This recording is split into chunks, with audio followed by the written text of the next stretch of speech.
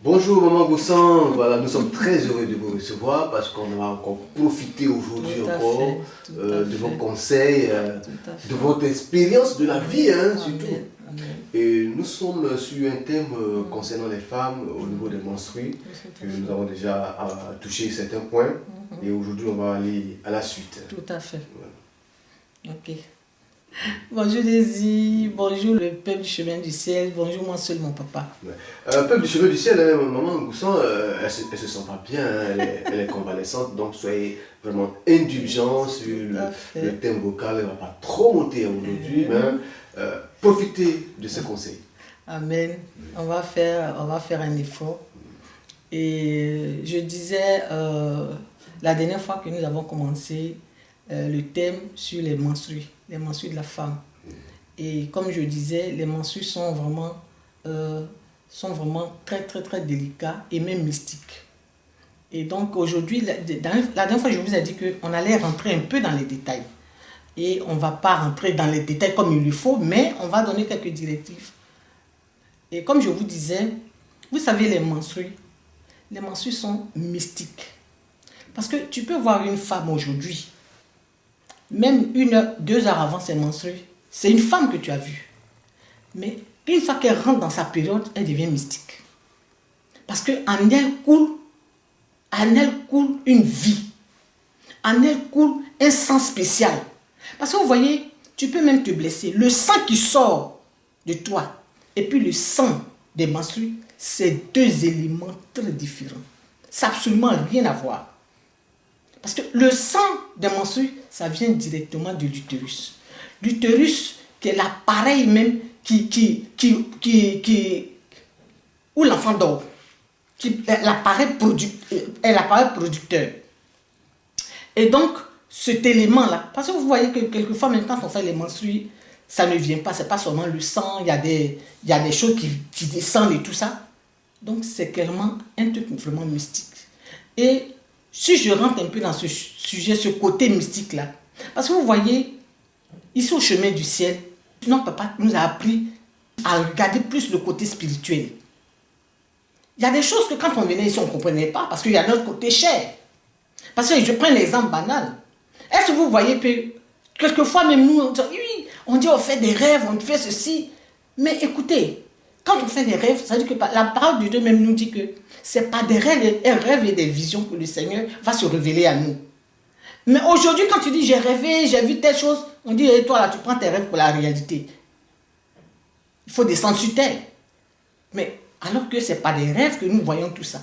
Mais pour dire que c'est le côté spirituel aujourd'hui de la chose que je voulais qu'on ouvre nos yeux pour voir. Et parce que vous voyez que dans les menstrues là, dans les menstrues se trouve le pouvoir, la puissance, la vie, l'autorité, tout au contrôle. Mais le contrôle comme ça là, c'est dans ce sang là. Et c'est pour ça que nos enfants aujourd'hui qui sont devenus autre chose que vous-même vous connaissez, ils ont besoin de ce sang-là. Pas n'importe quel sang. Et les gens aussi qui ont besoin de pouvoir, ils ont besoin de ça. Et quand il dit qu'il y a un contrôle même dedans, vous voyez, il y a des gens qui prennent, il y a des femmes, excusez-moi du terme, mais des femmes qui n'ont pas la crainte de Dieu là, qui prennent leurs menstrues pour mettre dans les sauces, dans la nourriture de leurs hommes, pour pouvoir avoir une certaine domination sur eux.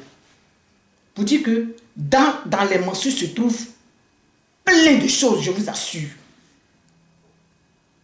Et aujourd'hui, je vais vous donner un exemple. Vous voyez, ma fille avait eu 28 ans, mariée. Elle s'est mariée à 25 ans. 3 ans après, il n'y avait pas d'enfant. Elle vient me dire, oui maman, on me dit mes troncs sont bouchés. Après midi, on dit il y a telle chose. J'ai dit non, il y a quelque chose qui cloche. Va à l'hôpital, prends le côté physique. Moi, je vais rentrer dans le spirituel. Parce que dans toute situation, il y a deux. Il y a le côté physique, il y a le côté spirituel. Et c'est le côté spirituel qui domine. Et je prends un temps. Et le Seigneur me conduit quelque part. Frères et sœurs, j'arrive à cet endroit-là. Il y avait plein de bébés. C'est comme je ne sais pas combien de milliers d'enfants mais tous emballés dans des serviettes.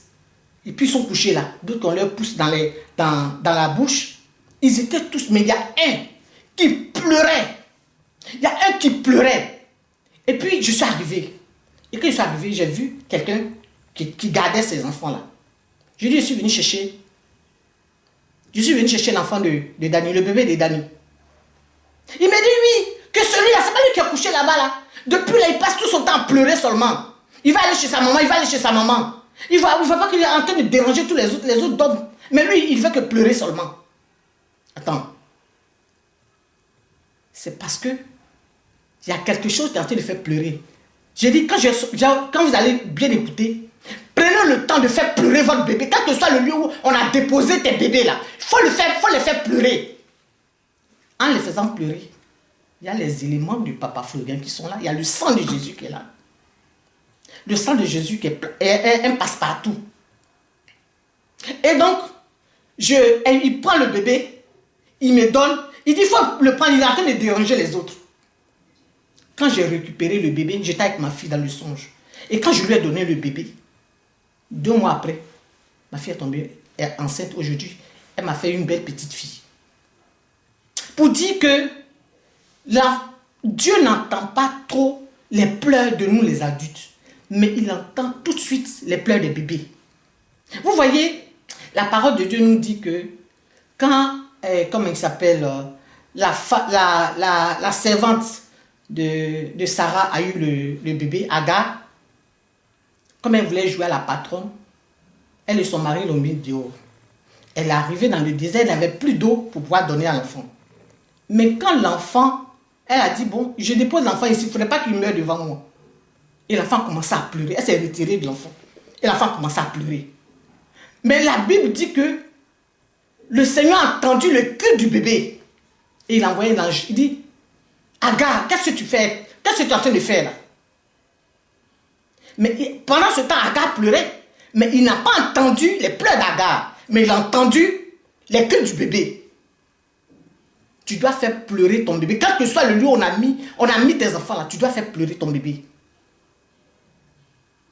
Et aujourd'hui, comme je l'ai dit, nous allons aller pas à pas, mais sûrement, et j'aimerais vous demander, mes soeurs, mes frères, de faire très attention parce que même quand la femme est dans ses menstrues, c'est que l'homme ne doit pas coucher avec elle.